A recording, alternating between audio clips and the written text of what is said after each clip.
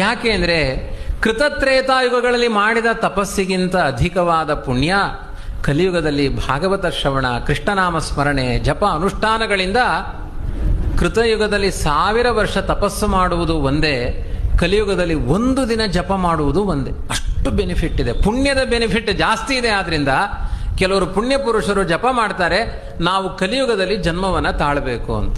ಹಾಗಾಗಿ ನಿಮ್ಮನ್ನೆಲ್ಲ ನೋಡಿದರೆ ಏನೋ ಕೃತಯುಗದಲ್ಲಿ ಜಪ ಮಾಡಿದ್ರಿಂದ ಇಷ್ಟು ದೊಡ್ಡ ಭಾಗವತ ಚಿಂತನೆಯಲ್ಲಿ ತಮಾಷೆ ಅಲ್ಲ. ಯಾಕಿರಬಾರದು? ತುಂಬ ಪುಣ್ಯ, ಕಲಿಯುಗದಷ್ಟು ಪುಣ್ಯವಾದದ್ದು ಮತ್ಯಾವುದೂ ಅಲ್ಲ. ನಾರದರು ಒಂದು ಸಮುದ್ರದಲ್ಲಿ ಸ್ನಾನ ಮಾಡ್ತಾ ಇದ್ರಂತೆ. ಒಂದು ಬಾರಿ ನಾವು ಸ್ನಾನ ಮಾಡಬೇಕಾದ್ರೆ ಗೋವಿಂದ ಗೋವಿಂದ ಅಂತ ಸ್ನಾನ ಮಾಡ್ತೇವೆ. ನಾರದರು ಸ್ನಾನ ಮಾಡಿ ಒಮ್ಮೆ ಎದ್ರಂತೆ, ಎದ್ದು ಜೋರಾಗಿ ಬಬ್ಬೆ ಹೊಡೆದ್ರಂತೆ. ಕಲಿಸಾಧು ಅಂತ ಹೇಳಿದ್ರಂತೆ, ಕಲಿಯುಗ ಫಸ್ಟ್ ಕ್ಲಾಸ್ ಅಂತ ಹೇಳಿದ್ರಂತೆ. ಇನ್ನೊಂದು ಬಾರಿ ಮುಳುಗಿ ಎದ್ರಂತೆ, ಯೋಷಿತ ಸಾಧು ಅಂತ, ಹೆಣ್ಣುಮಕ್ಕಳು ಸೂಪರ್ ಅಂತ ಹೇಳಿದ್ರಂತೆ 2ನೇ ಬಾರಿ. ನಾರದರು ಈ ರೀತಿಯಾಗಿ ಒಂದೊಂದು ಬಾರಿ ಮುಳುಗಿ ಏಳಬೇಕಾದ್ರೂ ಒಂದೊಂದು ಶಬ್ದ ಪ್ರಯೋಗ ಮಾಡ್ತಾ ಇದ್ದಾರೆ. ಆ ಸಮಯದಲ್ಲಿ ಬಂದು ಕೇಳಿದ್ರಂತೆ ಋಷಿಗಳು, ಅದೇನು ಕಲಿಯುಗ ಒಳ್ಳೆಯದು ಅಂತ ಹೇಳಿದ್ದೀರಲ್ಲ? ಹೌದು ಹೌದು, ಕಲಿಯುಗದಲ್ಲಿ ಪುಣ್ಯ ಸಂಪಾದನೆ ಆಗುವಷ್ಟು ಕೃತತ್ರೇತ ದ್ವಾಪರ ಯುಗಗಳಲ್ಲಿ ಪುಣ್ಯ ಸಂಪಾದನೆ ಆಗಲ್ಲ. ಆದ್ರಿಂದ ಕಲಿಯುಗ ಅಂತ ಯಾರು ನಿಂದನೆ ಮಾಡಬೇಡಿ. ತುಂಬಾ ಧರ್ಮ ಸಾಧನೆಗೆ ಹೇಳಿ ಮಾಡಿಸಿದ ಯುಗ ಕಲಿಯುಗ.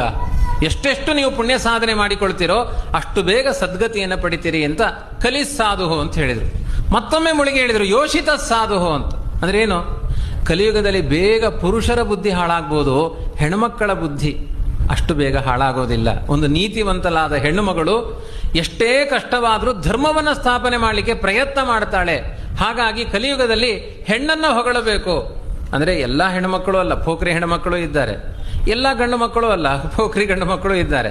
ಆದರೆ ಒಂದು ಮನೆಯ ಧರ್ಮ ಸ್ಥಾಪನೆಗೆ ಗಂಡಿನಲ್ಲಿ ಧರ್ಮಜ್ಞಾನ ಇರಬೇಕು, ಹೆಣ್ಣಿನಲ್ಲಿ ಧರ್ಮಜ್ಞಾನ ಇರಬೇಕು. ಒಂದು ವೇಳೆ ಹೆಣ್ಣಿನಲ್ಲಿ ಧರ್ಮಜ್ಞಾನ ಇತ್ತು ಅಂದರೆ ಮನೆಯೆಲ್ಲ ಒಳ್ಳೆಯ ಬಂಗಾರವಾಗುತ್ತೆ, ಒಳ್ಳೆಯ ಪರಿಸರ ನಿರ್ಮಾಣವಾಗುತ್ತೆ. ಗಂಡಿನಲ್ಲಿ ಮಾತ್ರ ಧರ್ಮಜ್ಞಾನ ಇತ್ತು, ಹೆಣ್ಣಿನಲ್ಲಿ ಇಲ್ಲ ಅಂದರೆ ಅದು ನಾಸ್ತಿಕರ ಮನೆಯೇ ಆಗುತ್ತೆ. ಹಾಗಾಗಿ ಧರ್ಮದ ಎಚ್ಚರ ಇರಬೇಕಾದದ್ದು ಹೆಣ್ಣಿನಲ್ಲಿ. ಯಾವ ಹೆಣ್ಣಿನಲ್ಲಿ ಧರ್ಮದ ಎಚ್ಚರ ಇದೆಯೋ ನಮ್ಮ ದೇಶ ಸುಭದ್ರವಾಗುತ್ತೆ ಅಂತ ಪುರಾಣದಲ್ಲಿ ಇಂತಹ ತುಂಬ ಕಥೆಗಳಿದ್ದಾವೆ.